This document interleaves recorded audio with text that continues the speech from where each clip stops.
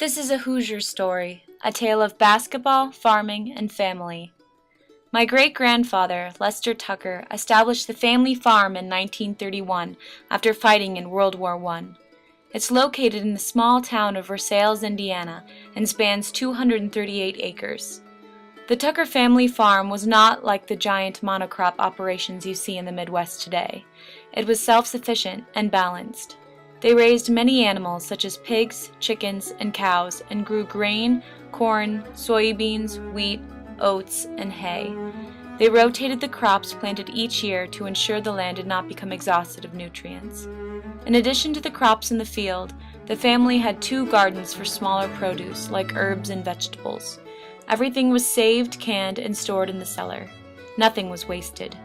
They butchered pigs and cows for meat, made their own butter, baked their own bread, and milked the cows daily. Their trips to the grocery store were few and far between, only needing to purchase a few unprocurable goods such as sugar, coffee, or syrup.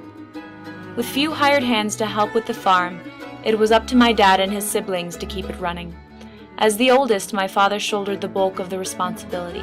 He tells me that he vividly remembers the day that his childhood came to an end. He was 5 years old and playing with army men in the dirt out in front of the house. A worker found him and told him to come out to the field. My father remembers replying, "But I'm 5 years old. Why would I come out to the field?" He replied, "Because you're working today, and I need a replacement." No time was wasted in the transition from boy to man. He took on the full responsibility of a farmhand, even driving the tractor as a small child. A typical day started at 5 a.m. There were the regular animal chores in the morning and evening, and then field work to be done in the afternoon. The day typically ended around 8:30, but only if the work was done. The one day that they didn't have to work in the field was on Sunday, when they went to church. Like the small towns of New Mexico, life in rural southern Indiana largely revolved around the church and farming. However, unlike New Mexico, this place has a deep sense of tradition and love regarding the sport of basketball. Local heroes and legends revolve around it, my father being one of them. He remembers walking out to the barn and milking as many cows as possible before heading to a high school basketball game. When he arrived, the gym was always full to the brim with spectators cheering loudly. These were the moments he lived for, when he truly came alive. My father tells me there's a reason Indiana has 6 of the largest high school basketball courts in the world.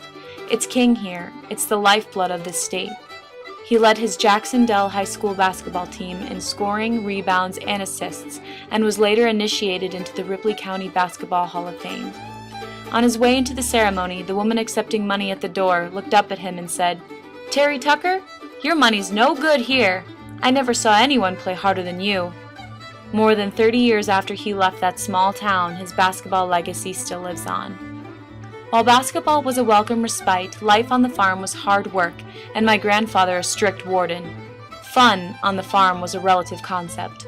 While throwing down hay from the silo, my grandfather would turn to my dad and say, "Protect yourself." He would smack my dad on the arms and legs with his pitchfork until he could fend him off. On other occasions, they would engage in heated one-on-one basketball games and a makeshift basketball court on the top floor of the barn. My grandfather would play without mercy, kicking my father in the shins and elbowing him in the face until he bled. When I asked my father if he felt this treatment was cruel, he simply replied, "No. That's how it was on the farm. That's how my father was raised, so that's how I was raised. We played rough. You learn to toughen up." While my father chose his own path in life, the farm still exists today. My grandfather, at the ripe age of 82, still goes out every morning to do the chores. He's had to greatly downsize over the years, but still enjoys performing his daily routine. Retirement is not in a farmer's nature. Their connection to the land cannot be broken because it is intertwined with who they are. My father is not exempt from this.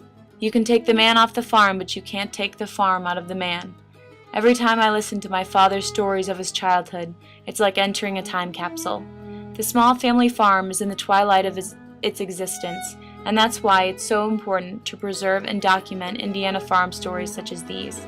Not only to preserve its legacy, but to grow closer to my father and understand how it molded him into the man he is today. Dad, I love you, and I'm so proud to call myself your daughter. I've loved listening to your stories and look forward to creating new ones with you in the years to come.